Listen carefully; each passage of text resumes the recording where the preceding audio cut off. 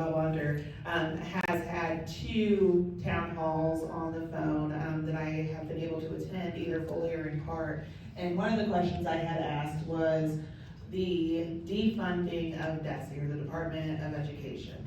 And his response to that, and I do have that recorded if anyone would like to listen, was that it would not affect our schools. Specifically, I was asking about parents as teachers and drop it and play, which are 2 things that we have at South Carolina school districts, which are great for younger students. And he said it would be just fine because the funding would come from the state. And I think what I've heard here is it's not.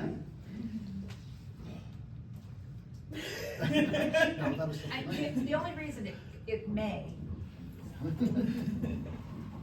Some of the times when Trump has been talking about the Department of Education, he has said things like, 504 and special ed would not go away. The funding would just go to the state for them to disperse, which, that makes you feel a little better that the money will be there. The bad part of that is there's no oversight among the states to make sure the money goes to the right spots. But so to hear, when we talk about these programs, I think we're really still unsure. I fully believe they're not going to give all the money that would have come to Missouri. I think they're going to say, you can get by with less, or we don't want to fund these programs. But at this time, I don't know exactly which programs they are. We've heard them talk about Head Start being one that's on the chopping block, but I heard that got pulled back a little bit, so we'll still on our wait and see.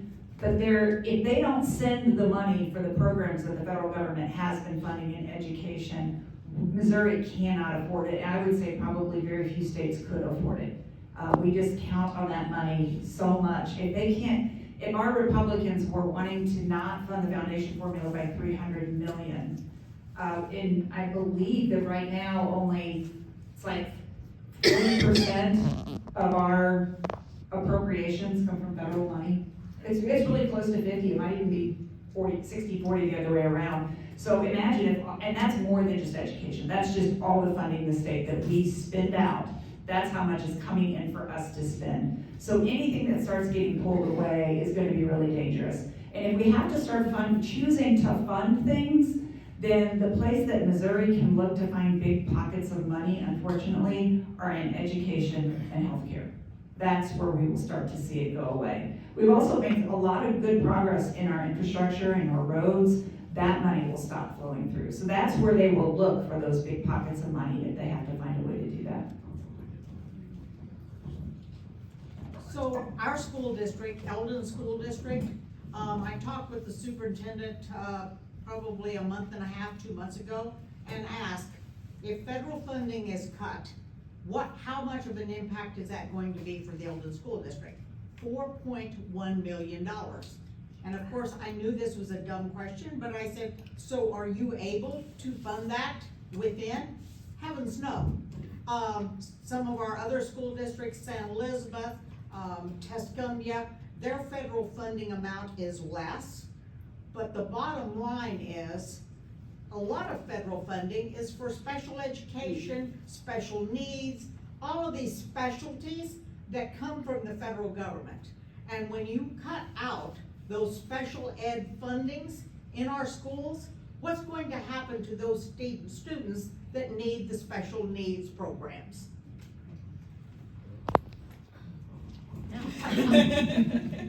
You're precisely right. We've seen what will happen in Missouri. They've announced that they are looking at closing 12 schools for students with special needs. Yes. We know that that is not a priority. We know that cuts also to Social Security and also Medicaid are going to devastate those families as well, because you're not just looking at, newfound educational bills, because the only way that you're going to get your child educated is if you pay money to one of these private schools.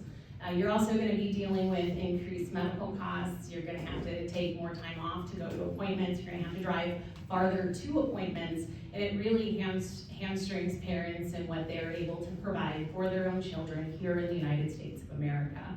So we need to make sure that we are holding our leaders accountable for the impact that those cuts are going to have, and we can do a lot better. But thank you for bringing it up, because they're not just talking about students who have physical disabilities. They're talking about our students with autism, those who are who are neurodivergent, and they deserve the tools, including technology tools, that they need to survive and to have a good education. Already I've seen legislation that has been proposed at the state level that will keep students from having electronic devices even when they're used to facilitate communication, but they are going to give a free license to AI and big tech companies to scan all of your kids' biometrics as long as they are in your school. So this is also an issue of privacy. It's ultimately an issue of freedom. We should be able to educate our children in the United States, and we should be able to count on the funding from our government to be able to make that happen. I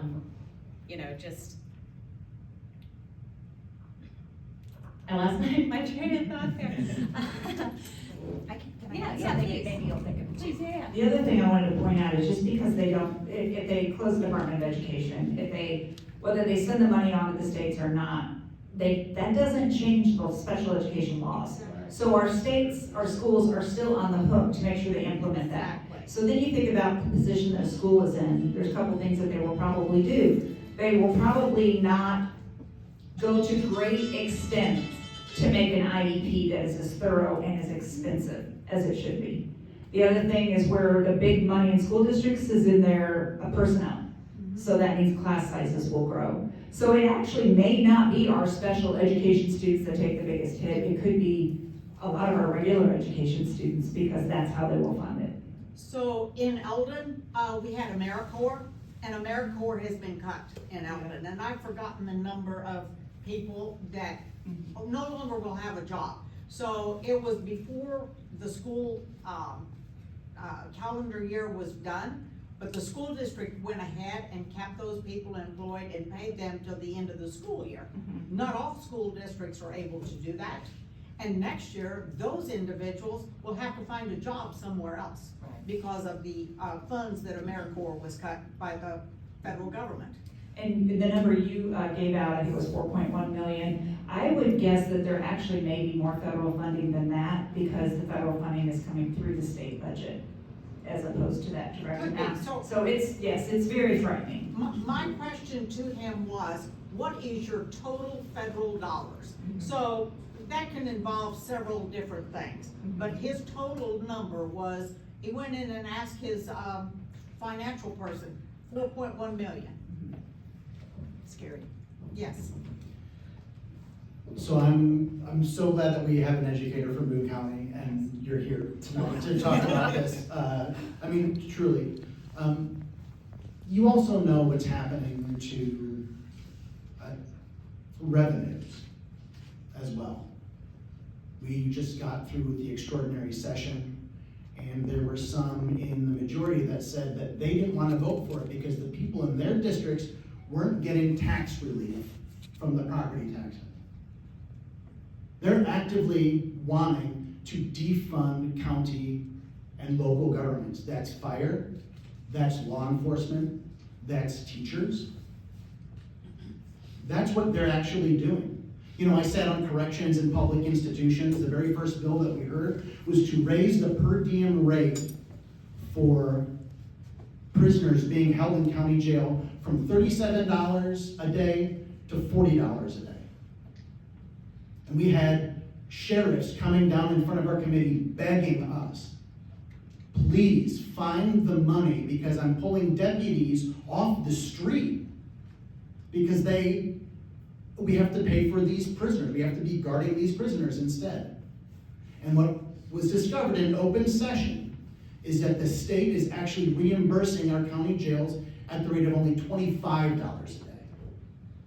The statute says 37. That's what they should be doing. But they're actually only reimbursing at $25 a day. And now how are we supposed to deal with that? There's a sheriff came and said, Sarah, 10 feet away from me and said, I have one deputy on overnight for 800 square miles.